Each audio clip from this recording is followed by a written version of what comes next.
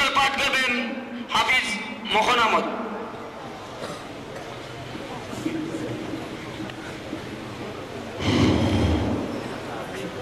আসসালামু আলাইকুম। ফুতুলি সাহেব কিবলা নাইরে দুনিয়া আগুন জ্বলছে গলি যায়,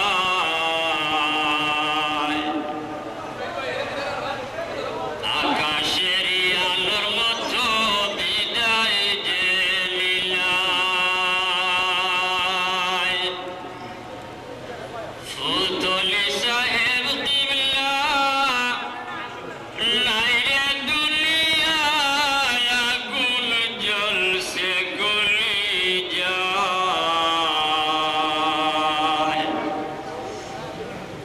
আকাশের আলোর মতো বিদায় যে লীলায়।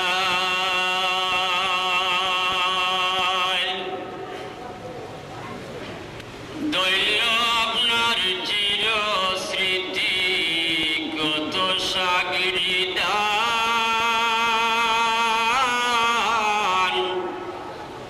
বাগানের বুলবুলির মতো পড়তাছেন কুরআন। দৈল আপনার চির স্মৃতি কত সাগরি দান,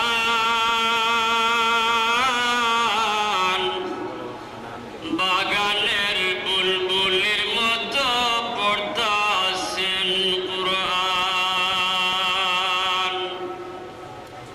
এতিম হয়ে কত ছাত্র আজ কাঁদছে সর্বদা, আগুন জ্বলছে গলি যায়,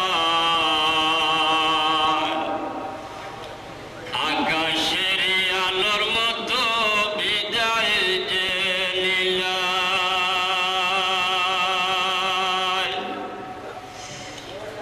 পবিত্র মুহররম মাসের দিনটি বুধবার, লাব্বাইক বলিলেন তিনি খুদারি দরবার। পবিত্র মুহররম মাসের দিনটি বুধবার, লাব্বাইক বলিলেন তিনি খুদারি দরবার। হাহাকারে রুদন করে কাঁদে। আলহামদুলিল্লাহ নাহমাদুহু ওয়া নাস্তাঈনুহু ওয়া নাস্তাগফিরুহু ওয়া নু'মিনু বিহি ওয়া নাতাওয়াক্কালু আলাইহি ওয়া না'উযু বিল্লাহি মিন শুরুরি আনফুসিনা ওয়া মিন সাইয়্যাতি আ'মালিনা। মান yahdihillahu ফালা মুদিল্লা লাহু ওয়া মান يضلله فلا هادي له ونشهد أن لا إله إلا الله وحده لا شريك له ونشهد أن سيدنا وحبيبنا وشفيعنا ومولانا محمدا عبده ورسوله صلى الله عليه وعلى آله وأصحابه وبارك وسلم. أما بعد فأعوذ بالله من الشيطان الرجيم. بسم الله الرحمن الرحيم. ألا إن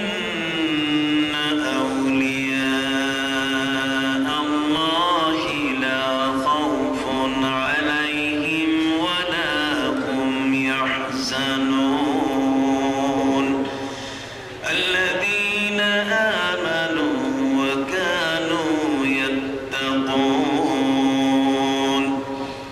لهم البشرى في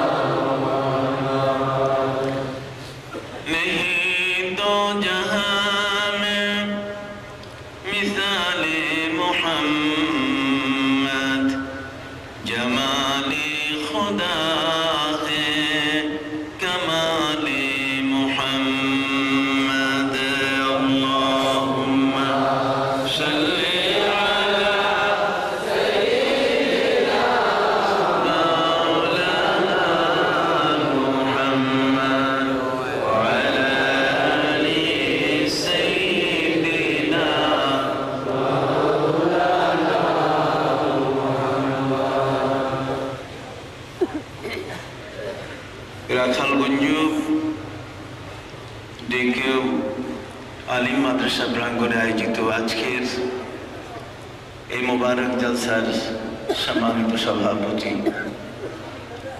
যুগশ্রেষ্ঠ ওলিয়ে কামেল, মুজাদ্দিদে জামান, মুজাদ্দিদে মিল্লাত, রাইসুল কুররা, শামসুল উলামা, শাইখুল মুহাদ্দিসিন ওয়াল মুফাসসিরিন ওয়াল উদাবা ওয়াল ফুকাহা, আল্লামা সাহেব কেবলা ফুলতলি রহমতুল্লাহ আলাইহির সুযোগ্য সাহেবজাদা, সুবহানীঘাট কামিল মাদ্রাসার সম্মানিত অধ্যক্ষ মুদ্দাসিরুল আলী, অত্র সিনিয়র মাদ্রাসার সম্মানিত অধ্যক্ষ আসাতিজা ইকরাম, শিক্ষক মণ্ডলী, আমন্ত্রিত মেহমান বৃন্দ, এই গভীর রাতে কষ্ট স্বীকার করে উপস্থিত সর্বস্তরের দিনদর্দি মুসলমান ভাইরা, পর্দার আড়ালে আমার বোনেরা, আপনাদের সবাইকে আন্তরিক মোবারকবাদ জানাচ্ছি আজকের এই গভীর রাতে এতক্ষণ পর্যন্ত অপেক্ষা করার কারণে। পবিত্র কোরআন হাকিমের থেকে আমি আপনাদের কাছে আয়াতে কারিমা তেলাওয়াত করেছি। এর আলোকে খুব সংক্ষিপ্তভাবে দুটো কথা আলোচনা করতে চাই। সুধী মণ্ডলী, সর্বপ্রথম আমার আলোচনার শুরুতে আমি আমার নিজের ত্রুটিটুকু স্বীকার করে নেব। ঘরে যদি কারো বাবা মারা যায়, তা সেই ঘরের সন্তান যারা আছে তাদের কথাবার্তা এলোমেলো হয়। তাদের কথাবার্তা তারা গুছিয়ে বলতে চাইলেও গুছিয়ে বলতে পারে না। এই যুগের, এই উপমহাদেশ নয়, সারা বিশ্বের একজন শ্রেষ্ঠ ওলি, যিনি ছিলেন আমাদের কর্ণধার, যার ছায়ায় আমরা আমাদের এতদিনের সবকিছু আমরা লালন করেছি, সেই মহান আল্লাহর ওলি আল্লামা সাহেব কেবলা ফুলতলি রহমতুল্লাহ আলাইহি আমাদের চোখের আড়াল হয়ে যাওয়ার কারণে আমরাও সেই ওই বাপ হারা সন্তানের মতো আমাদেরও কথাবার্তা এখন এলোমেলো হয়ে গেছে। সবকিছু গুছিয়ে বলা, সবকিছু সুন্দর করে উপস্থিত করা, এ ভাষাও আমাদের নষ্ট হয়ে গেছে। আমরা সবাই শোকাহত, আমরা মর্মাহত। খোদ নবী করিম সাল্লাল্লাহু আলাইহি ওয়াসাল্লামের ইন্তেকালের পরে খাতুনে জান্নাত ফাতেমাতুজ জহরা রাদিয়াল্লাহু আনহা তিনি বলেছেন, সুব্বাত আলাইয়া মাসাইবুন লাউ আন্নাহা সুব্বাত আলাল আইয়ামি সিরনা লায়ালিহা। আমার শ্রদ্ধেয় আব্বা, আমার শ্রদ্ধেয় নবী, প্যারা নবী রাসূল আকরাম সাল্লাল্লাহু আলাইহি সাল্লামের ইন্তেকালের কারণে খাতুনে জান্নাত ফাতেমাতুজ জহরা রাদিয়াল্লাহু আনহা তিনি বলেছেন যে যেই শোক, যেই বিপদ, যেই মুসিবত আমি অনুভব করছি, সেগুলো যদি কোনো দিনের উপরে দেওয়া হতো তাহলে দিনগুলো রাত হয়ে যেত। এত বড় একজন রাহনুমায়ে শরিয়াত, রাহনুমায়ে তরিকাত, রাহনুমায়ে মারিফাত, রাহনুমায়ে হাকিকাত, সত্যের পথে এই ধরনের একজন সত্য সন্ধানী ব্যক্তি, ওই পথের সন্ধান দাতা আল্লামা সাহেব কেবলা রহমতুল্লাহ আলাইহি ছিলেন এই যুগের সবচেয়ে বড় এক বিরল ব্যক্তিত্ব এবং ক্ষণজন্মা ব্যক্তিত্ব। আমি তার প্রতি শ্রদ্ধা নিবেদন করে আপনাদের কাছে বলতে চাই, এই বিশ্ব জগতে আল্লাহ সুবহানাহু ওয়া তাআলা মানুষকে সৃষ্টি করেছেন মানুষের জন্য। বলুন, মানুষ সৃষ্টি হয়েছে কার জন্য? মানুষের জন্য। আল ইনসানু আব্দুল ইহসান, মানুষের জন্য মানুষ আত্মনিবেদিত প্রাণ হয়ে নিজের জীবনকে উৎসর্গিত করবে। এ কারণেই মানুষকে পৃথিবীতে পাঠানো হয়েছে। জগতের মধ্যে মানুষের জন্য মানুষ নিজেকে উৎসর্গ করতে গিয়ে দুটো দলে বিভক্ত হয়েছে। বলুন, কয়টি দল? দুটো দল। একটি দলের মানুষ যারা মানুষকে সুখ দিয়েছে, শান্তি দিয়েছে, তারা মানুষের জীবনের স্বাচ্ছন্দ্য এনেছে, তারা মানুষের জীবনকে বিশাল এক আনন্দের বড় ডালি দিয়ে তাদেরকে করে নিয়েছে। এ সকল ব্যক্তিবর্গ আমাদের সমাজের মধ্যে মানুষের মাঝে নানা নামে তারা বেঁচে আছে, নানা অবদানের স্বীকৃতি হিসাবে তাদের অনুসারীরা তাদেরকে স্মরণ করছে। যেমন প্লেটো নামে একজন দার্শনিক, তারও কিছু অবদান পৃথিবীর মধ্যে আছে, সে অবদানের উপর ভিত্তি করে তার অনুসারীরা তাকে স্মরণ করছে। লেনিন, তার অনুসারীরা তাকে স্মরণ করে, মাও সেতুংয়ের অনুসারীরা মাও সেতুংকে স্মরণ করে, ডারউইনের অনুসারীরা ডারউইনকে কি করে? অনুসরণ করে। এরা মানুষের সেবার নামে মানুষের কাছে নিজেকে উপস্থিত করেছে। কেউ তো পৃথিবীর মধ্যে পুঁজিবাদের জন্ম দিয়েছে, কেউ সমাজতন্ত্র সৃষ্টি করেছে, কেউ বা নারীদের ইজ্জত বেচা কেনার মেলা বসিয়েছে। এই সারা পৃথিবীতে আজকে গ্রিক অ্যাথেন্সে নারীরা ঝাড়ু মিছিল করছে প্লেটোর বিরুদ্ধে। প্লেটো নারীদেরকে লেলিয়ে দিয়েছিল যে তোমরা বিয়ে করবে না যতক্ষণ পর্যন্ত 100 জন যুবকের সাথে তোমাদের গেট টুগেদার না হয়। কারণ নাউযুবিল্লাহি মিন যালিক, 100 জন যুবকের সাথে তাকে স্পর্শ করে তার সাথে বিভিন্ন হোটেল, বিভিন্ন রেস্তোরাঁয়, বিভিন্ন গার্ডেনে তার সাথে তার উঠা বসা হতে হবে। তারপরে সেই মেয়েটি চয়েস করবে কে তার স্বামী হতে পারে। 100 জন যুবকের সাথে তার সব কিছু শেষ করে তারপর তাকে চয়েস করতে হবে। এতে সেই নারী বিবাহের আগে মা হয়ে যায়। পাশ্চাত্য সভ্যতায় প্লেটো নারীদের এই সেবা করেছেন। আজকে তার বিরুদ্ধে ওই নারীরা ঝাড়ু মিছিল করছে যে নারীর ইজ্জত বেচা কেন করেছে এই বেঈমান।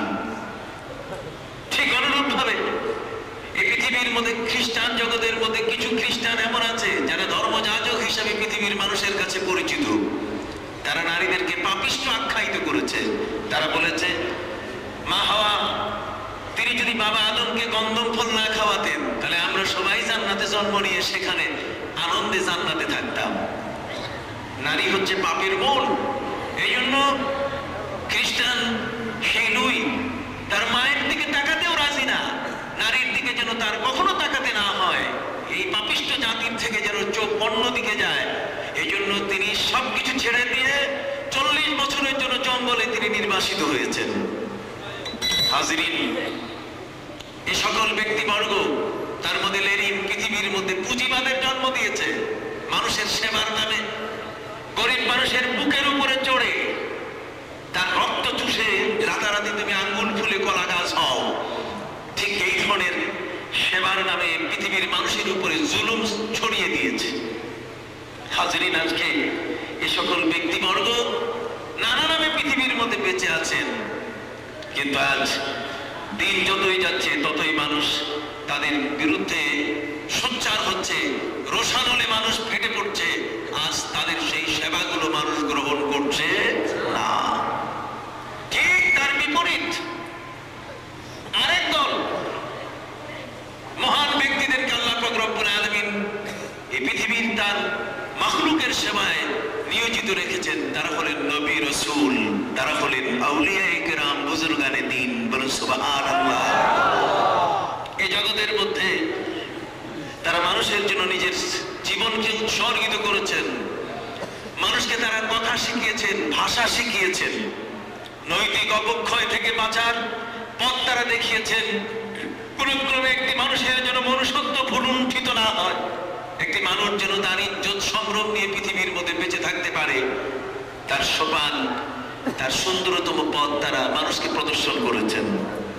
এবং এরই আলোকে এই পৃথিবীর মধ্যে দুটো সেবার মধ্যে বিশাল পার্থক্য সৃষ্টি হয়েছে।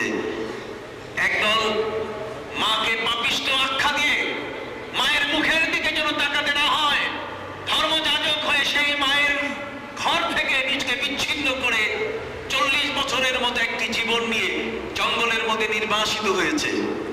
আর আমার নবী, বিশ্বনবী মুহাম্মদুর রাসূলুল্লাহ সাল্লাল্লাহু আলাইহি ওয়াসাল্লাম তিনি বলেছেন, খবরদার শুনে নাও, তোমরা মায়ের মুখের দিকে তাকাবে।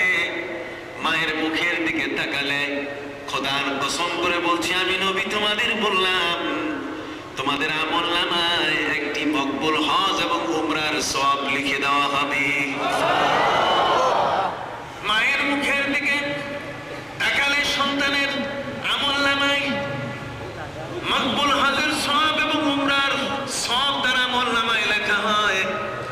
সাহাবায়ে কিরাম জিজ্ঞাসা করলেন, ইয়া রাসূলুল্লাহ, ইয়া হাবিবাল্লাহ, মায়ের মুখের দিকে যদি কোনো ব্যক্তি একাধিকবার তাকায়, আল্লাহর হাবিব বলেন, ওয়ালাউ নাযারা ইলাইহা মিআতা মাররা, যদি কোনো মায়ের দিকে তার সন্তান শতবার অথবা সহস্রবার অথবা লক্ষবার কোটিবার যতবার মনে চাইবে ততবার সন্তান যদি মায়ের চেহারার দিকে তাকায়, আল্লাহ পাক রব্বুল আলামিন প্রতিটি নজরের বিনিময়ে এক একটি করে মকবুল উমরা এবং হজের সওয়াব তিনি তার আমলনামায় দান করবেন।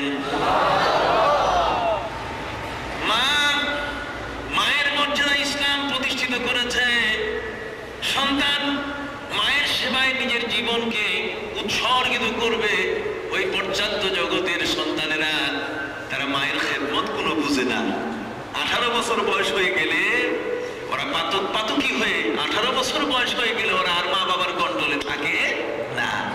18 বছর বয়সী কোনো মেয়ে কোনো বয়ফ্রেন্ড নিয়ে যদি ঘরে ঢুকে আর মা যদি প্রতিবাদ করেন, তাহলে সেই মা আর বেশিক্ষণ থাকতে পারেন না। মেয়ে পুলিশকে ডেকে এনে মাকে আইনের হাতে সুপর্দ করে। যে সমাজের মধ্যে অসামাজিক কার্যকলাপ হয় আর মা যেখানে বাধা সৃষ্টি করলে সেখানে মাকে পুলিশের হাতে কন্যা সুপর্দ করে, তাহলে সেই দেশে কোনো আদর্শ আছে?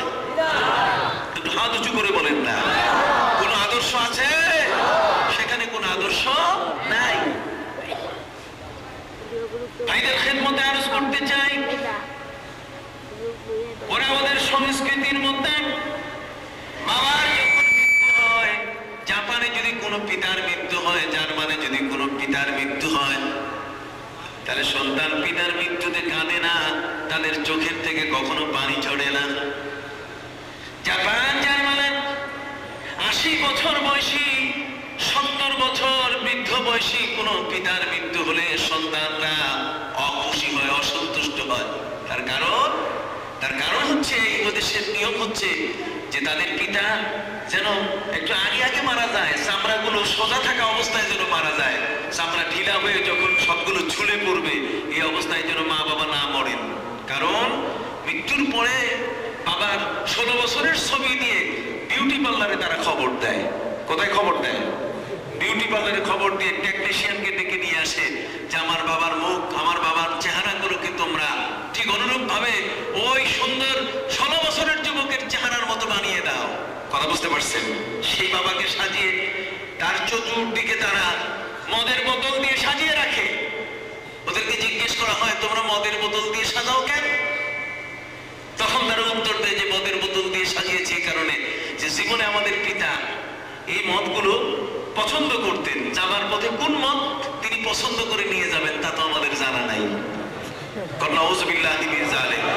পক্ষান্তরে আমার ইসলাম এই পৃথিবীর মানুষের মধ্যে যে সংস্কৃতির নিয়ম এনে দিয়েছে, আর তা হলো বাবার মৃত্যুতে সন্তান শোকাহত হয়ে যায়, কান্নার মাতম পড়ে যায়।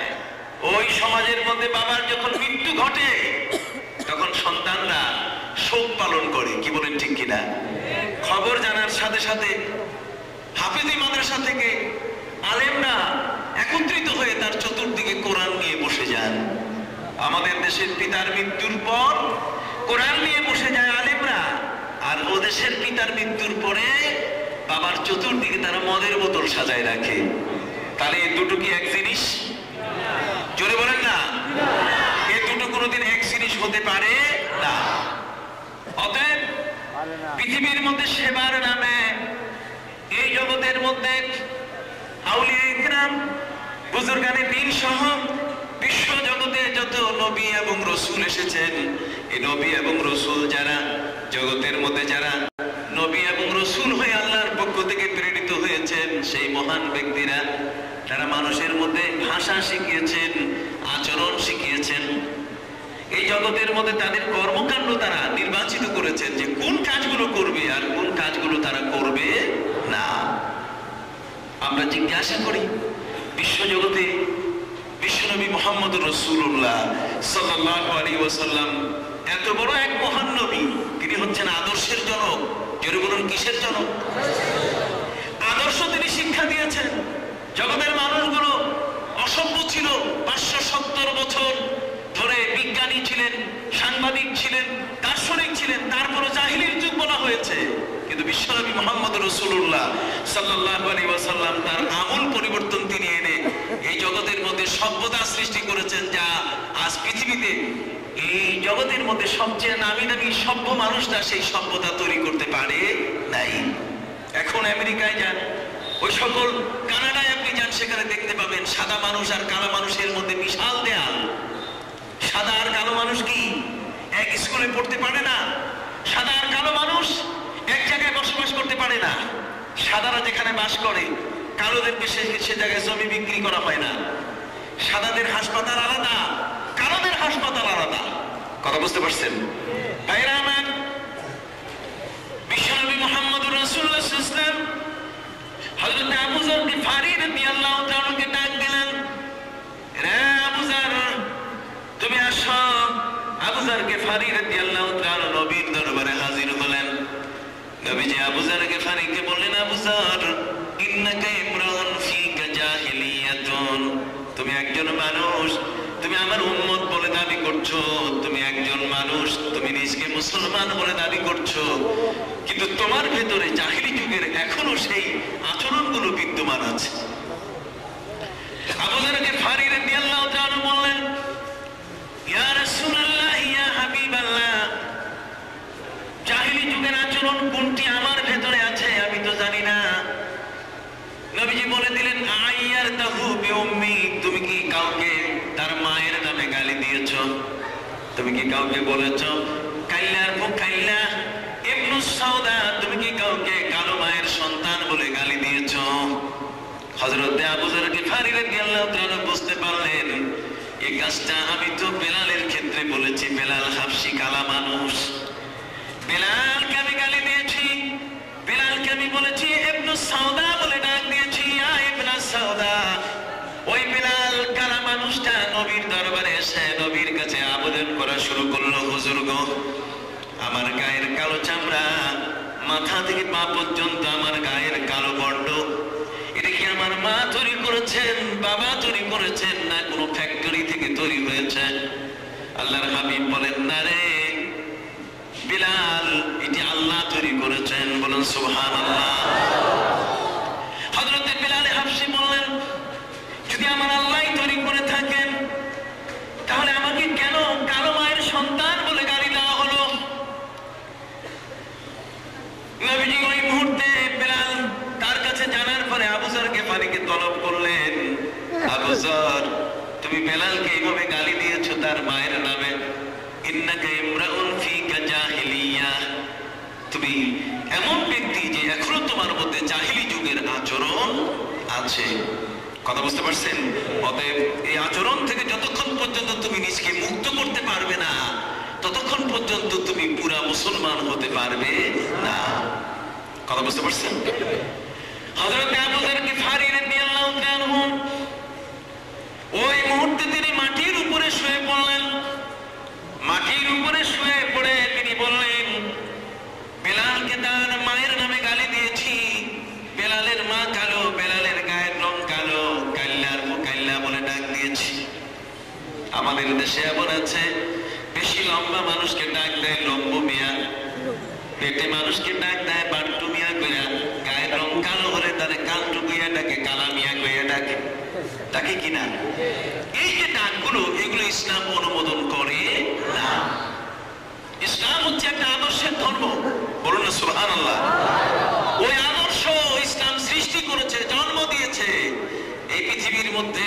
এই আদর্শের উপরে ভিত্তি করে আমরা হলাম সমাজের শ্রেষ্ঠ জাতি। সুবহানাল্লাহ। আমার নবীজি বিশ্বনবী মুহাম্মদুর রাসূলুল্লাহ সাল্লাল্লাহু আলাইহি ওয়াসাল্লাম যখন বদরের ময়দানে উপস্থিত হলেন, নবীর সঙ্গে 313 জন সাহাবী, 313 জন সাহাবী নিয়ে নবীজি বদরের ময়দানে, ওদিকে আবু জাহাল তার 1000 সৈন্য নিয়ে উপস্থিত হয়েছে, যুদ্ধ করবে। নবীজি বারবার বলেন, চাচা আপনি ফেরত যান, আজকের এই ইতিহাসটা বড় কঠিন একটা ইতিহাস। আজকে যদি যুদ্ধ হয়, তাহলে পৃথিবীর ইতিহাসে লেখা হবে যে ভাতিজার হাতে চাচা মারা গেছে। এটা বদনামের ব্যাপার। এই কাজটা যেন না হয় কোনো মতে আপনি দয়া করে চলে যান। কিন্তু চাচা আবু জাহেল তো মূর্খের পিতা। কথা বুঝতে পারছেন? তার তো লজ্জা হায়া শরম বলতে গেলে কিছু নাই। আরব জগতের মধ্যে কেউ যদি যুদ্ধান্দেহী মনোভাব নিয়ে, যুদ্ধ করার মানসিকতা নিয়ে যদি কেউ যুদ্ধ করে, তাহলে তার প্রমাণ হিসেবে সে লোকটা নিজের পিছনের কাপড়গুলো খুলে পিছন দেখায় দেয়। আবু জাহেল তার নিজের পিছনের কাপড় খুলে দিয়ে আমার নবীকে দেখিয়ে দিল। নবীজি লজ্জা বোধ করলেন, চাচা এটা কি করলেন আপনি, পিছনের কাপড়টা খুলে দেখাইলেন কেন? চাচা বলতেছে যে আমি তো যুদ্ধ করতে আসছি, তোমার শেষ করতে আসছি। নাউযুবিল্লাহি মিন যালিক। নবীজি বললেন, চাচা মুসলমানের বিরুদ্ধে মরণাস্ত্র বহন করে নিয়ে যাবে আবু সুফিয়ান, সেই সুযোগ আমরা দেব না। এজন্য আমরা মদিনাকে ট্রানজিট সুবিধা থেকে মুক্ত রাখার জন্য আমরা পেট্রোল টিম পাহারা দেওয়া শুরু করেছি। কাজেই আমরা যুদ্ধ করার জন্য এখানে উপস্থিত হই নাই, আপনি চলে যান। চাচা বলছেন না, যুদ্ধ করব। আমার নবীজি সাহাবায়ে কিরামকে বলেন, সাহাবীরা তোমরা কাতার বন্দী হও, সবগুলো লাইন ধরো। আবু জাহাল চাচা যুদ্ধ করবে, ওদিকে আবু জাহাল তার সৈন্যদেরকে বলে দিল যে তোমরাও এখন যুদ্ধের প্রস্তুতি নাও। এরাও কাতার বন্দী যখন হচ্ছিল, তখন ওদের মধ্য থেকে কিছু কিছু সৈন্য বিদ্রোহী হয়ে উঠল। আবু জাহাল যাদেরকে মক্কা থেকে বহু বুঝ দিয়ে এনেছিল, তারা এখন বিদ্রোহী হয়ে আবু জাহালের কাছে বলছে, আবু জাহাল আমরা যুদ্ধ করব না। কেন যুদ্ধ করবে না? আপনি আমাদেরকে বলে নিয়ে আসছেন যে মুসলমান বদরের মধ্যে অল্প কয়েকজন, এই অল্প কয়েকজন মুসলমানকে মারতে বেশিক্ষণ সময় লাগবে না, কিন্তু এখানে আসার পরে আমরা যা দেখলাম অবাক কাণ্ড। কি আমরা তো সবাই দেড় ব্যাটারি হয়ে গেছি এখন। কতক্ষণ না কি হয়ে গেছি? সবগুলো দেড় ব্যাটারি হয়ে গেছি। দেড় ব্যাটারি মানে আপনি বলেছেন মুসলমানের সংখ্যা কম, এখানে আসার পরে আমরা দেখতে পাচ্ছি যে মুসলমান একজনকে দুইজন ডবল ডবল দেখতেছি। কোরআন বলছেন,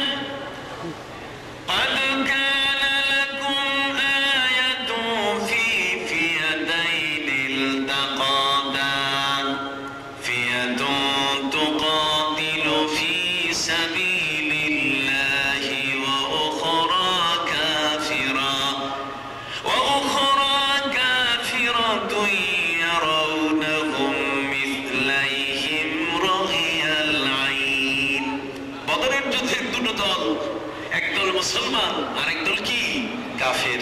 আল্লাহ বলছেন আমি কাফেরদেরকে দেড় ব্যাটারি বানাই দিছি, ওরা মুসলমানদেরকে এখন ডবল ডবল দেখতেছে। কন্যা সুবহানাল্লাহ।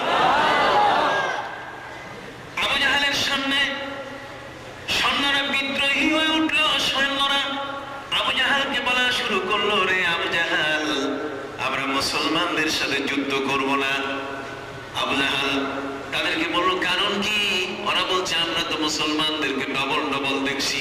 দাঁড়াও আমি একটু দেখি। বাইনোকুলার দিয়ে, দুর্বীক্ষণ যন্ত্র দিয়া আবু জাহেল যখন দেখা শুরু করেছে মুসলমানকে, সেও দেড় ব্যাটারি হয়ে গেছে। ও বলছে যে আসলে ঘটনা তো হাসা সত্য ঘটনা। কথা বুঝতে পারছেন? এখন উপায় আবু জাহেল বলছে আমি তো আমার পিছনের কাপড় খুলে মোহাম্মদকে দেখাই দিয়েছি, এখন তার মক্কায় যাওয়ার কোনো সুযোগ নাই।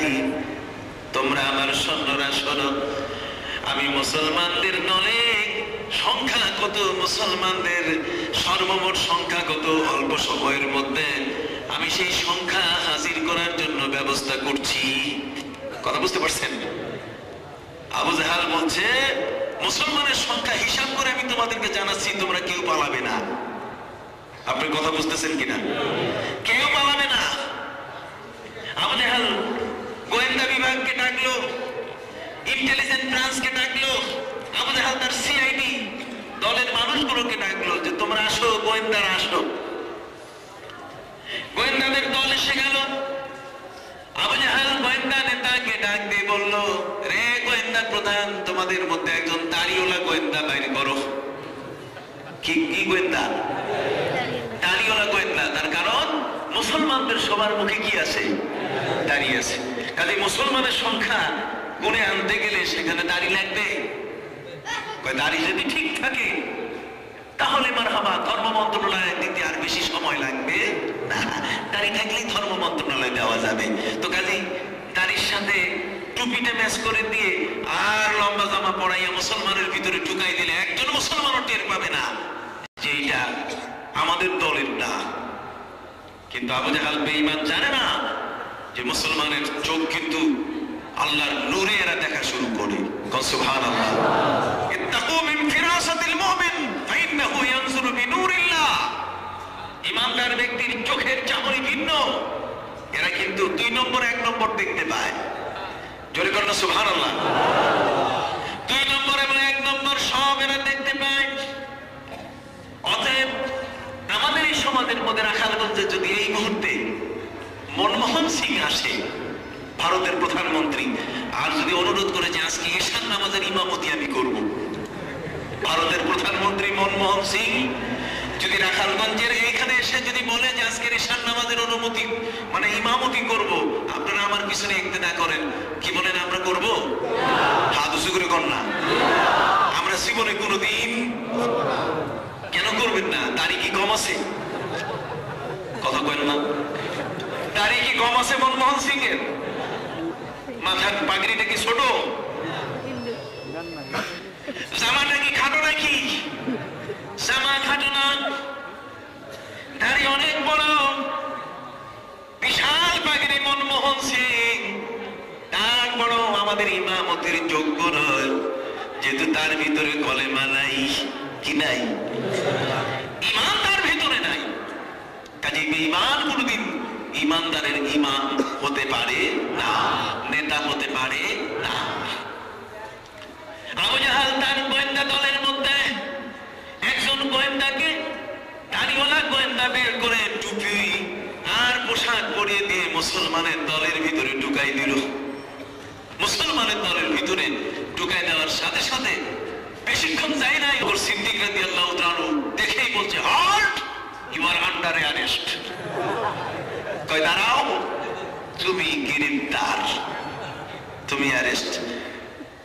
হযরত আবু বকর সিদ্দিক রাদিয়াল্লাহু তাআলা তাকে ধরলেন। লোকটা দাড়ি দেখায়, কয় আমি তো মুসলমান। হযরত আবু বকর সিদ্দিক বলছেন, যদি মুসলমান হও তো ফির কলেমা বাতাও, কলেমা কও। কথা বুঝেন নাই? ৭১-এর যুদ্ধের সময় হানাদার পাকিস্তানি যখন বাংলাদেশের উপরে তাদের মতলব হাসিল করার জন্য আসলো, তখন ভারতের মধ্যে কিছু হিন্দু যাইতে পারে নাই। এই হানাদার খান সেনাদের হাত থেকে নিজকে বাঁচানোর জন্য সে সময় কিছু হিন্দু যারা, তারাও মাথায় টুপি দিছে, মুখে দাঁড়িয়ে রাখছে। কথা বুঝতে পারছেন? ঠিক এই ধরনের একজন হিন্দু দাড়িওয়ালা টুপিওয়ালা এক খান হানাদার সৈনিকের হাতে যখন ধরা পড়লো, তুই খান হানাদার সৈনিকটা তারা জিজ্ঞেস করছে, ক্যা তুম মুসলমান হো? তো লোকটি উত্তর দিয়েছে, হিন্দু যার দাঁড়িয়ে আছে, টুপি আছে, কাহা হাম মুসলমান হ্যাঁ, হ্যাঁ আমি মুসলমান। তো খান হানাদার জিজ্ঞেস করছে, তো ফির কালেমা বাতাও। এখনো তো কলেমার খবর নাই। ও কলেমা বলা শুরু করছে, ইন্না লিল্লাহি ওয়া ইন্না ইলাইহি রাজিউন। ইন্না লিল্লাহি ওয়া ইন্না ইলাইহি রাজিউন বলছে কলেমা। ওই খান হানাদার যেটা, ওটাও 2 নম্বর ছিল, ওটাও কলেমা জানে না। ও বলা শুরু করছে, হ্যাঁ তুমনে সহি বাতায়া, তুমনে সাজ বাতায়া, তুমনে সহি বাতায়া, তুমনে সাজ বাতায়া। হযরত আবু বকর সিদ্দিক রাদিয়াল্লাহু তাআলা কি 2 নম্বর মুসলমান ছিলেন? হাত উঁচু করে বলেন, কয় নম্বর? 1 নম্বর মুসলমান ছিলেন। নবীর সঙ্গী হওয়ার কারণে হাদিস শরীফের মধ্যে আছে, আল্লাহর হাবিব বলেন, এই পৃথিবীর মধ্যে যত নবী এসেছেন, রাসূল এসেছেন, সেই নবী এবং রাসূলের অনুসারী যারা, তাদের মধ্য থেকে আল্লাহ পাক রব্বুল আলামিন কোন কোন ব্যক্তিকে রাজুলে মুলহাম হিসেবে আল্লাহ বেছে নিয়েছেন। রাজুলে মুলহাম মানে নবীর যুগে নবীর সাথী হওয়ার কারণে আল্লাহ পাক রব্বুল আলামিন সেই নবীর সাথীর ভেতরে তাদের অন্তরগুলোকে এত সুন্দর করে পবিত্র করে দেন, ঈমানের শক্তি তাদের এত বিপুল পরিমাণে সৃষ্টি হয়ে যায় যে ওই নবীর কাছে যখন আল্লাহর ওহী আসে, শুরু করে, তখন নবীর দরবারে যে লোকটা বসা থাকে তার প্রতি ঈমানদার, তার রাডারে ধরা পড়া শুরু করে। বলো সুবহানাল্লাহ। নবীর সিনার মধ্যে কি আসবে? ওহী আসবে। কন্যা ওহী আসবে কার? নবীর কলবের মধ্যে ওহী আসবে। কিন্তু সেই ওহীটা আসার মুহূর্তে তার আগেই নবীর দরবারে যারা নবীর আমল চর্চা করে, ঠিক এই ধরনের নবীর অনুসারী ওলি যারা, তাদের রাডারে আগে ধরা পড়ে। সুবহানাল্লাহ। হযরত ওমর সম্পর্কে তারিখুল খুলাফার মধ্যে আল্লামা জালালউদ্দিন সুয়ুতী রাহমাতুল্লাহি আলাইহি 24টা ঘটনা লিখেছেন। কয়টা? একটু জোরে কর।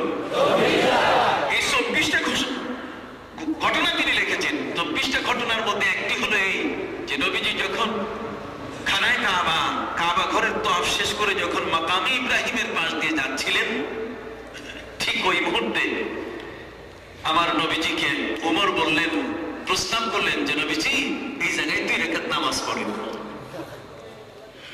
নবীজি বললেন, ওমর তুমি নবী না আমি নবী? নামাজ পড়তে হলে আমি পড়তাম, আমি বলতাম এখানে নামাজ পড়ো তোমরা, আমিও পড়লাম, কিন্তু আমি তোমাদেরকে কিছুই বললাম না। অথচ ওমর তুমি আগেই আমাকে প্রস্তাব করছো এখানে নামাজ পড়েন। নবীজি বলেন, ওমর আমার উপরে আমার আগে তুমি কোনো কথা বলো না। হযরত ওমর ফারুক রাদিয়াল্লাহু তাআলা বলেন, হুজুর মাফ চাই, আর কখনো বলবো না। নবী তার কদম মোবারক তুলে যখন আগানো শুরু করলেন, সাথে সাথে আল্লাহ রব্বুল আলামিন কোরআনের আয়াত নাযিল করলেন, ওয়াত্তাখিযু মিন মাকামি ইব্রাহিম মুসাল্লা। নবীজি মাকামে ইব্রাহিমের সামনে 2 রাকাত নামাজ পড়েন। ওমর তো কিছুক্ষণ আগে ওই কথাই কইছিলেন। নবীর সাথে ওমরের জীবনের সম্পর্ক হতে হতে ওমরের জীবনে এত বড় পবিত্র হওয়া শুরু করলো, আল্লাহর ওহী আমার নবীর উপরে আসার আগে ওমরের রাডারে ধরা পড়া শুরু করলো। সুবহানাল্লাহ। আরো জোরে বলেন না সুবহানাল্লাহ। এক বিরাট জিনিস। নবীর দরবারে যারা নাই, এরা সাধারণ ব্যক্তি নয়, এরা জগতের মধ্যে এত বড় মহান। আল্লাহর নবীর কাছে ঈমান নিলেন তার চাচা হযরত আব্বাস রাদিয়াল্লাহু তাআলা। হযরত আব্বাস রাদিয়াল্লাহু তাআলাকে সামনে বসাইয়া, গোটা দেশের মধ্যে কোনো বৃষ্টি নাই, দেশের কোথাও কোনো বৃষ্টিপাত হচ্ছে না, কোথাও এক ফোঁটা পানি আকাশ থেকে পড়ছে না, মেঘ দেখা যায় না। সাহাবায়ে কেরাম নবীজির চাচাকে মাঝখানে বসিয়ে আল্লাহর দরবারে মুনাজাত করা শুরু করলেন, মাবুদ, নবীজির চাচা আব্বাস একজন ভালো মানুষ, তার ওসিলায় তুমি আমাদেরকে বৃষ্টির ব্যবস্থা করে দাও। হাদিস শরীফের মধ্যে আছে সাহাবায়ে কেরাম হাত নামাতে পারেন নাই, তার আগে আকাশের বৃষ্টি পড়া শুরু করেছে। নবীদের সাথে এদের লিঙ্ক যোগাযোগ থাকার কারণে এটা ডাইরেক্ট লাইন। কথা বুঝতে পারছেন? যা বলে তাই হয়ে যায়। আগরতলার রাজা প্রফেসর আব্দুল খালেক রহমতুল্লাহি আলাইহি, তিনি নোয়াখালীর একজন ফুরফুরা সিলসিলার একজন মানুষ। সেই প্রফেসর আব্দুল খালেক রহমতুল্লাহি আলাইহিকে আগরতলার রাজা ডেকে আহ্বান জানিয়ে বলল, হুজুর আপনি আমার এখানে আসবেন। উনি বললেন ঠিক আছে। রাজা ডেকেছেন প্রফেসর আব্দুল খালেক রহমতুল্লাহ আলাইহিকে, একজন সুফি মানুষকে। সুফি প্রফেসর আব্দুল খালেক রহমতুল্লাহি আলাইহি আগরতলার রাজার, হিন্দু রাজার কাছে তিনি উপস্থিত হলেন, জিজ্ঞেস করলেন কি জন্য আপনি আমাকে ডেকেছেন। রাজা উত্তর দিলেন, 3 বছর যাবত দেশের মধ্যে কোনো পানি নাই, বৃষ্টি নাই, আপনি দয়া করে একটু এই জাতির জন্য দোয়া করে দেন। প্রফেসর আব্দুল খালেক রহমতুল্লাহি আলাইহি বললেন, আমি একজন মানুষ, দোয়া করলে কি বৃষ্টি হবে? হিন্দু রাজা বলেছে, আমি শুনেছি এই জমিনের মধ্যে আল্লাহর নাকি কিছু বন্ধু মানুষ আছে, ওরা আল্লাহর কাছে বললে সাথে সাথে আল্লাহ কবুল করে নেন। আপনি একটু কর না, একটু দোয়া করেন না। প্রফেসর আব্দুল খালেক রহমতুল্লাহ আলাইহি বললেন যে আমি দোয়া করলে হবে? আপনি হিন্দু মানুষ, এই বিশ্বাস কি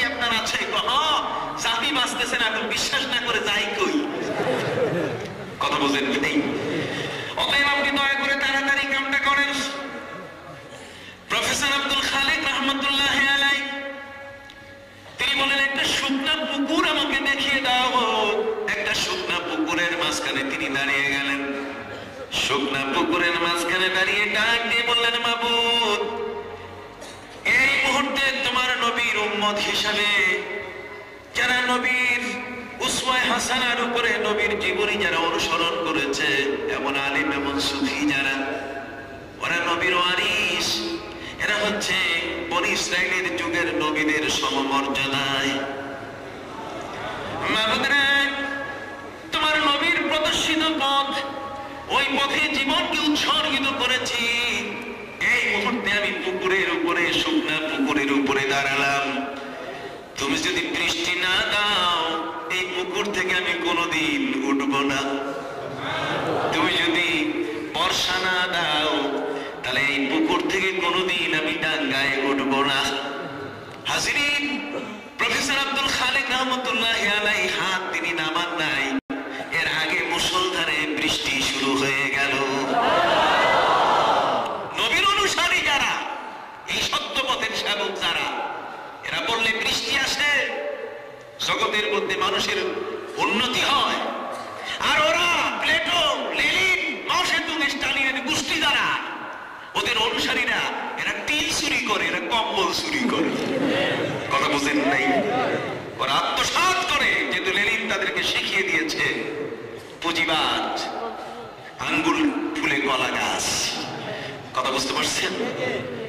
গরিবকে লাঠি মারো, গরিবের পেটের মধ্যে লাঠি মেরে মেরে ওই গরিবের পেট যখন পিঠের সাথে মিশে যাবে, তখন সে তোমাকে কুর্নিশ করবে। তার রক্তের উপরে দাঁড়িয়ে তুমি তোমার স্বাধীনতা ঘোষণা করো। তুমি একজন পুঁজিপতি, তুমি বিশাল সম্পত্তির অধিকারী। তোমার প্রতিবেশী না খেয়ে আছে, তোমার প্রতিবেশী অভুক্ত অবস্থায় পড়ে আছে, দেখার দরকার নাই। বাঁচলে নিজের নাম। কথা বুঝে গেছে? এই জগতের মধ্যে তোমার বাঁচাটাই বড় কথা, আরেকজন বাঁচুক আর না বাঁচুক। আমার নবীজি বলছেন, না, ওই ব্যক্তির নামাজ নাই, ওই ব্যক্তির ইবাদত আল্লাহর দরবারে কবুল হবে না, যার প্রতিবেশী না খেয়ে রাত ঘুমাচ্ছে। জোরে বলুন না সুবহানাল্লাহ। আরো জোরে বলুন না সুবহানাল্লাহ। অতএব ভাইদের খেদমতে বলতে চাই, নবীর দরবারে যারা নবীর অনুসারী হন, তাদেরকে আল্লাহ পাক রব্বুল আলামিন বিশেষ জ্ঞানে বড় পণ্ডিত বানিয়ে দেন। তাদের চোখের ক্ষমতা, তাদের জবানের ক্ষমতা, তাদের হাতের ইঙ্গিত, ইশারা এই জগতের কারো সাথে মিল রাখে না। রানী এলিজাবেথ, বলুন না কে? লন্ডনের রানী এলিজাবেথ, ভারতের শাহ বাহলুল দরবেশের কাছে চিঠি লিখেছেন, 12 বছর চলে গেল, আমার গর্ভে কোনো সন্তান আসে নাই, আপনি একটু ফু পাঠাই দেন। কি পাঠাই দেন? একটু ফু পাঠাই দেন। শাহ বাহলুল দরবেশ তিনি ওই মুহূর্তে ডাক দিয়ে লিখিত ভাবে রানীকে জানাই দিলেন, রানী, আমি বলতে চাই আমার ফু, এটা দিয়ে আপনার গর্ভে সন্তান সঞ্চার হবে কি করে আমি বুঝি না, তবে ফু পাঠাই দিতে পারি একটি শর্তে। আমি শুনেছি লন্ডনের জমিনে মুসলমানদের নাকি নামাজের কোনো মসজিদ নাই, নামাজের একটা মসজিদ দেন, আমি ফু পাঠাই দেব। কথা বুঝতে পারছেন? ফু, আল্লাহর ওলিরা ফু দেয়। আল্লামা সাদ কিবলা ফুলতলি রহমতুল্লাহ আলাইহি যখন আসতেন বসতেন, তখন ফুয়ের জন্য বোতল শিশি জমা হইতো না? ওরা বলে একদল আমাদের মতো টুপিওলা, ওরা কই তো সার ফুক নাই কোথাও। তাই বলে নাই কোথাও, কোরআন পড়ছো কি বলে? কোরআন বলছে, ওয়া রাসূলান ইলা বানি ইসরাঈল আন্নী قد جئتكم بآية من ربكم أني أخلق لكم من الطين كهيئة الطير فأنفخ فيه فيكون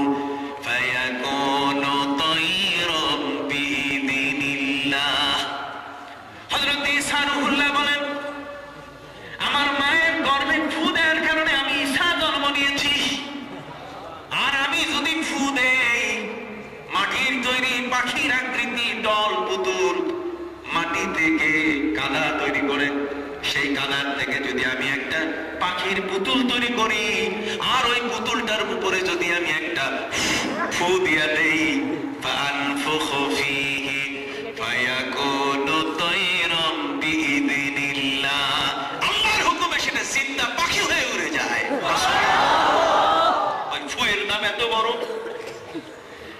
ওই ফু না হলে আদম পৃথিবীতে চোখে কোনোদিন দেখতেন না, মুখে কোনোদিন কথা বলতে পারতেন না। ফু না হলে আদম কখনো হাত পা নাড়াচড়া দিতে পারতেন না। কোরআন বলছে, وَإِذْ قَالَ رَبُّكَ لِلْمَلَائِكَةِ إِنِّي خَالِقٌ بَشَرًا مِّن طِينٍ فَإِذَا سَوَّيْتُهُ وَنَفَخْتُ فِيهِ مِن رُّوحِي فَقَعُوا لَهُ سَاجِدِينَ। বড় করে বলো সুবহানাল্লাহ। আল্লাহ ফেরেশতাদের বললেন, রে ফেরেশতারা, মাটির মানুষ তৈরি করতেছি, মাটি দিয়ে মানুষ বানাবো, ওই মানুষটার মধ্যে আমি ফু দিব। কি দিব?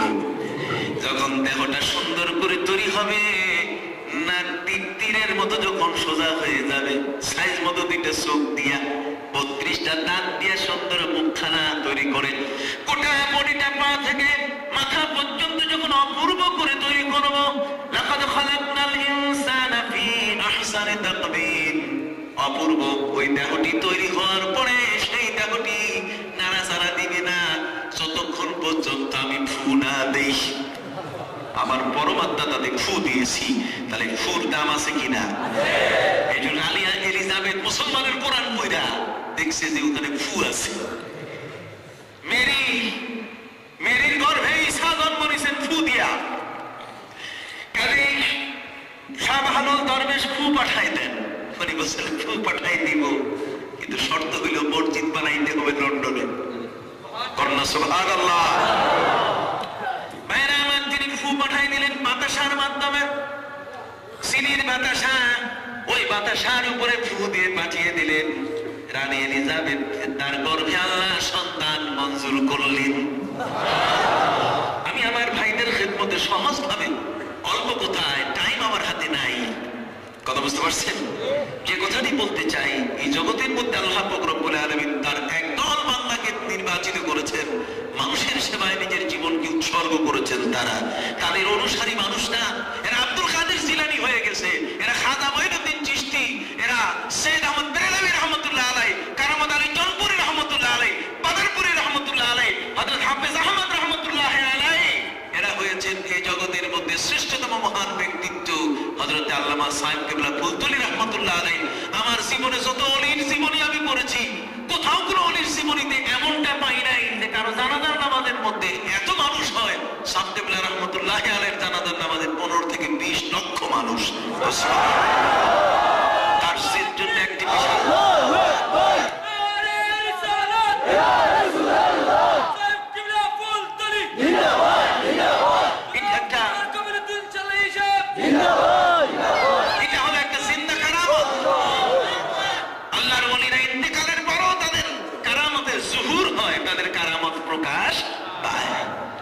কথা কি বুঝতে পারছেন?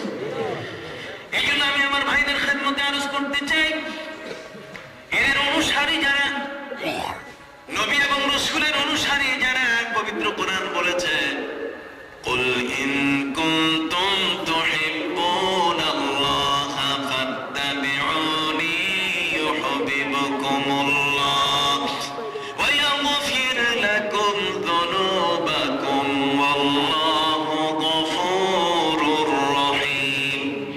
নবীর অনুসারী যারা হয়, তারা এই পৃথিবীর মধ্যে এক নিষ্পাপ জীবন লাভে সক্ষম হয়। দুনিয়ার মধ্যে বসে তারা পাপমুক্ত জীবন, জান্নাতের বিশারত প্রাপ্ত, সুসংবাদ প্রাপ্ত জীবন লাভে নিজকে ধন্য করেন। সুবহানাল্লাহ। আর ওই পাপিষ্ঠ যাদের বিরুদ্ধে আজকে নারীরা মিছিল করছে, কি বলেন ঠিক কিনা? যাদের বিরুদ্ধে আজকে গরিবরা ওই পুঁজিবাদের বিরুদ্ধে মিছিল করছে, কি বলেন ঠিক কিনা? আজ ওদের আদর্শ, ওদের খেদমত তারা কবুল করছে না, নবীদের খেদমত তারা কি করছে? কবুল করছে। জোরে বল সুবহানাল্লাহ। অতএব হযরত আবু বকর সিদ্দিক নবীর সংস্পর্শে থাকার কারণে তার জীবনের বিশাল পরিবর্তন। কাজে গোয়েন্দা যেটি, যে লোকটা গোয়েন্দাগিরি করার জন্য আবু জাহেলের পক্ষ থেকে লম্বা জামা আর দাড়ি আর টুপি নিয়ে ঢুকছে, হযরত আবু বকর সিদ্দিক রাদিয়াল্লাহু তাআলা তাকে হল করে ধরে বলছেন, ইউ আর আন্ডার অ্যারেস্ট, তুমি আমার কাছে এখন গ্রেফতার।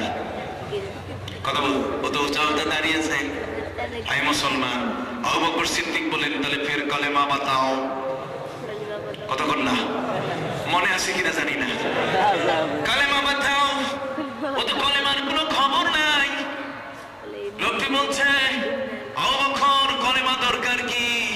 আবু বকর সিদ্দিক বলছেন, কলেমা যদি নাও থাকে তাও তোমাকে আমরা চিনতে পেরেছি, তুমি আমাদের দলের না। কেননা নবীজি আইডেন্টিফাই করার জন্য দিয়েছেন এই পৃথিবীর মধ্যে মসজিদ। পবিত্র কোরআনে আল্লাহ মসজিদ বানাতে বলেছেন। মসজিদে মুসল্লিরা একত্রিত হয়, নানা বংশের, নানা গোত্রের, নানা বাড়ির মানুষরা একত্রিত হয়ে পাশাপাশি নামাজ পড়ে একে অপরকে তারা চিনতে পারে। একটা ইসলামী সমাজ ব্যবস্থা তৈরি হয়েছে, যা খ্রিস্টানদের মধ্যে নাই। কথা বুঝতে পারছেন? খ্রিস্টানদের মধ্যে নাই। খ্রিস্টানদের গির্জা এখন মহামারী অবস্থা। কথা বলেন না, খ্রিস্টানদের গির্জায় কি মহামারী অবস্থা। ওদের ভক্তরাও গির্জায় যায় না। ওরা যারা টাকা পয়সা কামাই করে খ্রিস্টান, এরা যাইয়া পাদ্রীদেরকে বলে, ও ফাদার, ওদেরকে ফাদার কইয়া ডাকে। তাই ফাদার ভাই কি ওই টাকাগুলো নেন, ওইটা দিয়ে করুন কি, ওইটা দিয়ে গডরে একটু সুপারিশ করে দিন, আমি যত আকাম করতেছি ওইটা যেন উনি কবুল করে নেয়। কন্যা নাউজুবিল্লাহ। আর আমার নবীর দরবারে সাহাবাই এসেছেন, মাইজুল আসলামী রাদিয়াল্লাহু তাআলা বলছেন, ইয়া রাসূলুল্লাহ কাদ জানাইতু ইন্নী কাদ জানাইতু, আমি ব্যভিচার করেছি। নবীজি প্রথমবার শুনলেন না, দ্বিতীয়বার শুনলেন না, তৃতীয়বার শুনলেন না, চতুর্থবার যখন বলছেন, নবীজি সাহাবীদের বললেন যে তোমরা এখন তার শাস্তি দাও। কথা বুঝেন নাই? ইসলামের শাস্তি হলো এত বড় যে তারা নিজেরা বরণ করে নিয়েছেন। জান্নাতের ঘ্রাণ তারা এই দুনিয়ায় বসে পাওয়া শুরু করেছেন। বলে সুবহানাল্লাহ। আবু বকর সিদ্দিক ধরে বললেন, তুমি তো এখন অ্যারেস্ট। কও কি জন্য ঢুকছো? কয় আমরা তো সবাই দেড় বেটারি হয়ে গেছি। মনে আছে কিনা? সবগুলো কি হয়েছি? দেড় বেটারি হয়েছি, আমাদের তো চোখ একটারও ঠিক নেই। কয় তাহলে আবু জাহেলও দেড় বেটারি হয়ে গেছে। তাই নাকি? তার মানে ঘটনা কি? আমরা ডবল ডবল দেখতেছি মুসলমানদেরকে। আবু জাহেল আমাদেরকে মক্কা থেকে আসার সময় প্রতিশ্রুতি দিয়ে নিয়ে এসছে যে মুসলমান অল্প কয়েকজন, ধরবো, মারবো, কাটবো, ছিড়বো, ফালাই দিয়ে চলে আসবো। কিন্তু এখন তো দেখতেছি বাবা ওইদিকে যাওয়া বড় কঠিন। কথা বুঝতে পারছেন? অতএব জিনিসটাকে যাচাই করার জন্য মুসলমানের প্রকৃত সংখ্যা কত, এটাকে উদ্ধার করার জন্য আমাকে পাঠাইছে। আবু বকর সিদ্দিক বলেন, এইটা তো বাবা পরে, আগে কও তোমরা সংখ্যায় কত। কথা বোঝা গেছে?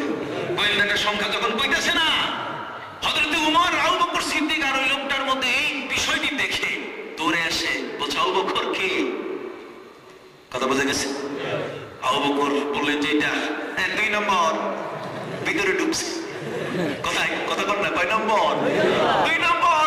এটা ঢুকছে, ওটা কলেমা কইতে পারে না। যেটা কলেমা কইতে পারে না ওটা কয় নম্বর? 2 নম্বর। ওই 2 নম্বর যখন ঢুকছে, হযরত উমর খাম থেকে তরবারি বাইর করে শান দেওয়া শুরু করছে। আবু বকর মাথাটা ধরেন, আমি সেলুন করে দেই। কি করে দেই? কন্যা এটা সেলুন বানাই দেই, মাথাটা একটু সোজা করে দেই, কলম বানাই দেই। আবু বকর বলছেন, উমর একটু দয়া করে ধৈর্য ধরেন। সাথে সাথে আলী আসছে। আলী ইয়া নাক জাগাইয়া জিজ্ঞেস করবে, হোয়াট ইজ ইউর নেম? নাম কি গো? এখন তো নাম তো কইতেছি বিপদ। কথা বুঝেন নাই? নাম কি? বিপদ। আমি আমার এক বন্ধু পুরান ঢাকায়, আমি তার বাড়িতে গেলাম। যাওয়ার পর বন্ধুরে কইলাম, এক গ্লাস পানি খাওয়ান তো, খুব পিপাসা লাগছে। বন্ধু বলছে বসেন। আমারে বসাইয়া কয়, বিপদ, বিপদ, বিপদ, এক গ্লাস পানি আন। আচ্ছা বন্ধু, তুমি ভাইয়া ঠিক মতো থাকো, আমি এমনি ভালো আছি, বিপদ থেকে মুক্ত, তুমি বিপদ নিয়ে থাকো, আমি যাইগা। কয় না না, খবরদার যাইয়েন না, ওটা আমার ছেলের নাম। আমি বললাম যে কোরআন কিতাবে আর জীবনে নাম পাইলেন না। কথা বুঝতে পারছেন? কয় নাম পাবো কি? এটা 71-এ যখন বোমাগুলো পড়তেছিল ওই সময় জন্ম হয়েছে, ওর মা কইতেছে আর নাম খোঁজার দরকার নাই, বিপদের সময় যখন জন্ম নিছে নামটা বিপদেই। কথা বুঝতে পারছেন? হযরত আলী রাদিয়াল্লাহু তাআলা বলছেন, হোয়াট ইজ ইউর নেম? নেমটা কও। ওই নেম কইবে কি? কথা বুঝেন নাই? ও যদি খিন্দির কইয়া বসে তো মুশকিল হয়ে যাবে। কথা বুঝতে পারছেন?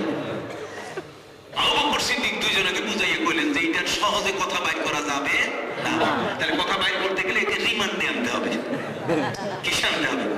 তো রিমান্ডে আমরা নিলে হবে না, বরং এটা আইনের কাছে সুপোর্ট করতে হবে। কাজে এই সভায় এই বদরের যুদ্ধে মোবাইল কোর্টের বিচারপতি বিশ্বনবী মুহাম্মদ রাসূলুল্লাহ সাল্লাল্লাহু আলাইহি ওয়াসাল্লাম কাজে সেই নবীর আদালতে উপস্থিত করে আমরা রিমান্ড প্রার্থনা করব। নবীর কাছে নিয়ে বলছে, হুজুর 2 নম্বর একটা ধরা পড়ছে। কাহিনী সব বলার পরে নবীজির কাছে হযরত আবু বকর সিদ্দিক তিনি আবেদন করলেন যে হুজুর আমাদের সংখ্যা জানতে আসছে, ওদের সংখ্যা জানতে চাইলে পরে লোকটা আমদামটা করছে ঠিক মতো কইতেছে না। কাজে এর কথা বাইর করতে গেলে এর গুতা দিতে হবে, কথা বাইর করতে গেলে কারেন্ট ঢুকাইতে হবে, নাকের মধ্যে মরিচ তেল ঢুকাইতে হবে। কথা বুঝেন নাই? গরম পানি দিয়া পুরাটাকে একটা সাইজ করতে হবে, না হলে কিন্তু কথা কইবে না। কাজে আপনি দয়া করে একটু ছাইড়া দেন, রিমান্ডে নিয়ে 3 দিনের রিমান্ড। নবী বলছেন, আবু বকর, ওমর, আলী, খবরদার এই লোকটাকে তোমরা রিমান্ডে নিও না। আমি রাসূল তোমাদের কাছে বললাম ওই লোকটাকে তোমরা আমার রিমান্ডে দিয়ে দাও। তোমরা রিমান্ডে নিও না, বরং আমার রিমান্ডে দাও। আবু বকর সিদ্দিক বলেন, হুজুর তাইফের ময়দানে আপনাকে এত বড় আঘাত করেছে, তাইফের ভণ্ড যুবকেরা, উশৃঙ্খল যুবকেরা, জিবরাইল এসে বলছে, হুজুর পৃথিবীর মধ্যে মানুষের বাবা হলেন আদম, আর জগতের মধ্যে পাহাড়ের বাবা হলো আবু কুবাইস পাহাড়। মক্কার জমিনে আবু কুবাইস পাহাড় আর তাইফের পাহাড়গুলো একত্রিত করে এদেরকে মুসাল্লা বাটা করে দেয়। নবীজি বললেন, জিবরাইল, ইন্নী লাম উবাস লাআনা, ইন্নী লাম উবাস লাআনা, আমি অভিশাপ দানকারী হিসেবে আসি নাই, বাল বুইস্তু রাহমাতাল লিল আলামিন, আমি দয়ার নবী হয়ে আগমন করেছি। এদেরকে কিছু কইরো না। কথা কি বুঝতে পারছেন? এক পর্যায়ে এসে হযরত ওমর বলেন, হুজুর আপনি তো কথা বের করতে পারবেন না, ওমরের দরকার। নবীজি বলছেন, না, এটা আমার রিমান্ডে দাও। আবু বকর সিদ্দিক, ওমর, আলীর করার কোনো ক্ষমতা আছে? লোকটিকে নবীজি রিমান্ডে নিয়ে জিজ্ঞেস করলেন, কও দেখি নাম কি, বাপের নাম কি, দাদার নাম কি, 14 গোষ্ঠীর নাম কও। লোকটি এক এক করে বলা শুরু করলো, আমার বাড়ি হেরা পর্বতের পাশে, বাপের নাম ওই, দাদার নাম এই। নবীজি বলছেন, তোমার বাপ দাদা তো আমি চিনি। লোকটার কলিজা মনে হয় বড় হয়ে গেল। বিদেশে যদি যান আর পরিচিত যদি লোক হয় একজন, যে আমার রাখালগঞ্জের পাশে আমার বাড়ি, সিকন্দরপুর, কথা বুঝেন নাই, বা ইলাইগঞ্জ যদি কইয়াত হয়, তাহলে কলিজার মধ্যে শান্তি আছে, বাপরে বাপ একজন পাইছি। লোকটা মনের মধ্যে শান্তি এসেছে, আমার বাপেরে যখন চিনছে, দাদারে যখন চিনছে, কাজে মরিচ টরিচ ঢুকাবে না। কথা বুঝতে পারছেন? মোটামুটি শান্তিপূর্ণ ভাবে জিজ্ঞাসাবাদ হবে। নবীজি জিজ্ঞাসা করলেন, রে দেশি মানুষ, তুমি 260 কিলোমিটার দূর পার হয়ে ইয়াম্বু পার হয়ে তুমি বদরে এসছো বিশাল বিদেশে, আসো হাত মুখ দুখানা ধুয়ে তুমি আমার সাথে নাস্তা খাও। লোকটার মগজ উল্টা পাল্টা শুরু করছে, কিরে আসামিরে মানুষ কিল মারে, থাপ্পড় মারে, এরিকেন জায়গায় নাক দেখে। কথা বুঝতে পারছেন? আর উনি আমার হাত মুখ ধুয়ে কি করতে চায়? নাস্তা খাওয়াইতে চায়। বেজায় ভালো তো। অত্যন্ত লোকটির মন নরম হয়ে গেল, গোয়েন্দাটা বলা শুরু করলো, হ্যাঁ মোহাম্মদ, আমি খাইছি, আমি খাবো না। নবীজি বললেন, কি খাইছো? কয় রুটি খাইছি। আর কি খাইছো? কয় গোশত খাইছি। নবীজি বললেন, রুটির সাথে গোশত, কিসের গোশত কম? ওই গোয়েন্দা লোকটা বলা শুরু করলো সরল মনে যে আমি উটের গোশত খেয়েছি। নবীজি জিজ্ঞাসা করলেন, গোয়েন্দা তুমি কি একাই উটের গোশত খেয়েছো না সবাই খেয়েছে? কই সবাই মিলে খাইছি। কই তাহলে উট জবাই হয়েছে কয়টা? কই 3টা উট জবাই হয়েছে। আল্লাহর হাবিব হযরত আলীকে ডাক দিয়ে বলে, রে আলী, আবু বকরকে ডাক দিয়ে বলে, উমরকে ডাক দিয়ে বলে, উমর, আলী, আবু বকর ওকে নিয়ে যাও, রিমান্ড শেষ হয়ে গেছে। আবু বকর বলেন, হুজুর আগুন দিয়ে শিখাইও মারলেন না, ঠেলা গোদা কিছুই দিলেন না, গায়ের উপরে একটা টাচও পড়ে নাই, ফুলের আঁচড়ও পড়ে নাই। দিমাগ শেষ হইল, বুঝলাম না। নবীজি বলছেন তোমরা কি চাইছো? তোমরা চাইছো কাফেরদের সংখ্যা কত? আমি তো বের করে ফেলছি। ওই কেমনে? ওই হাত মুখ দিয়ে খাইতে কইছি, ও কইল যে খাবো না, খাইয়ে আসছি। নবীজি বললেন খাইছো কি? ওই রুটির সাথে উটের বস্তু। নবীজি বললেন সবাই উট খাইছে না তুমি একা? কয় না, সবার জন্য উট জবাই করা হয়েছে। আমি জিজ্ঞেস করছি উট কয়টা জবাই হয়েছে? লোকটি বলল 3টা। আরবের নিয়ম হচ্ছে যে একটা উট খাইতে 300 লোক লাগে, কাজে 3টা উট যখন জবাই হয়েছে কাজে ওদের সংখ্যা 1000-এর কাছাকাছি। যদি বলেন না সুবহানাল্লাহ, আরো জোরে বলেন সুবহানাল্লাহ। ইনি হলেন আমাদের নবী, বলুন সুবহানাল্লাহ। যার আদর্শে মানুষ তৈরি হয়েছে, কি বলেন ঠিক কিনা? যার আদর্শে মানুষ করেছে, সভ্যতা তৈরি হয়েছে, আদর্শ তৈরি হয়েছে। আসুন আমরা সেই আদর্শের উপরে নিজকে প্রতিষ্ঠিত করি। আল্লামা সাহেব কিবলা রহমতুল্লাহ আলাইহি সেই আদর্শেরই একজন মূর্ত প্রতীক ছিলেন, আদর্শের একজন নমুনা ছিলেন। আল্লাহ যেন আপনাদেরকে এই মহান ওলির অনুসারী হয়ে আমাদের জীবনকে যেন রাসূল আদর্শে গঠন করার তৌফিক দান করেন, আমিন। শুধু আজকে এ পর্যন্ত। সবাই ভালো থাকেন, সুস্থ থাকেন। আগামীতে ইনশাআল্লাহ দেখা হবে ইলাইগঞ্জ সহ আশপাশের মাহফিলগুলোতে। দরুদ শরীফ পড়েন।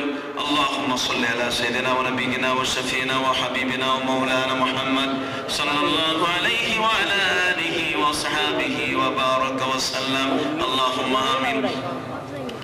ربنا ظلمنا أنفسنا وإن لم تغفر لنا وترحمنا لنكونن من الخاسرين رب العالمين।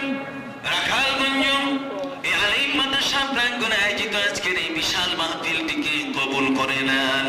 পুরা মাহফিলের কানায় কানায় হাজার হাজার মানুষ বসে দাঁড়িয়ে এ পর্যন্ত আলোচনা শুনলেন। এই বক্তব্যগুলো দয়া করে আপনি কবুল করে নেন।